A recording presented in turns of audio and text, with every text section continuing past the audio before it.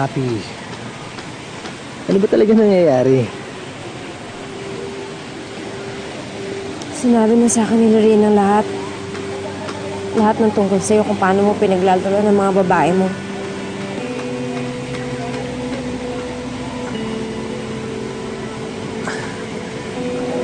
Happy.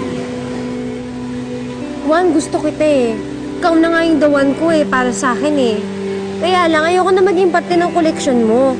Ayoko na maging parang chewing gum na pag sawa ka ng nguyain, idudura mo lang. Oh no! Parang alam ko na kung saan pupunta to. Huwag mo nang ituloy. Happy, kapit lang. Huwag ka munang sumuko. I deserve more. Ngayon, kung hindi mo kayang ibigay, eh mas mabuti pa, tapusin na lang natin to.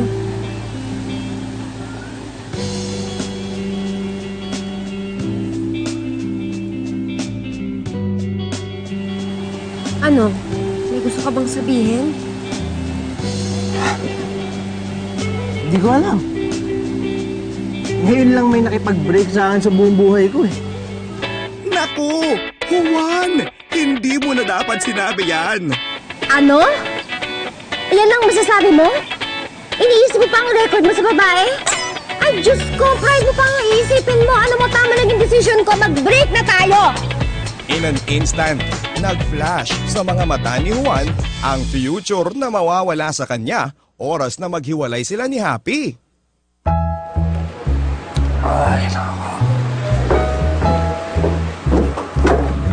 Pagod ka ba sa trabaho?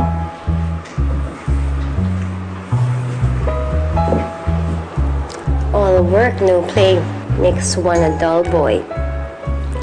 Gusto mo paghandaan kita ng merienda? Anong merienda?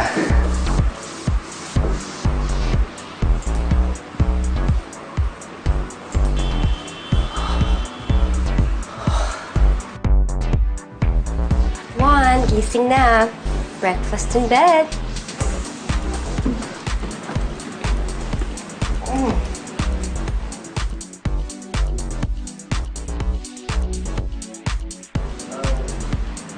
Happy? Nasaan yung breakfast? Ako.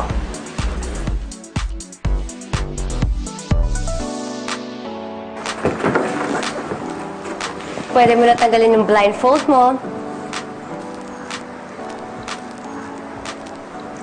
So, Juan, have you been a good boy? Or a bad boy? Good. Good boy.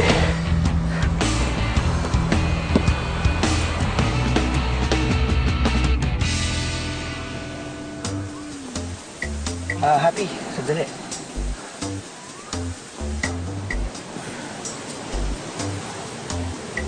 Magpakasal tayo.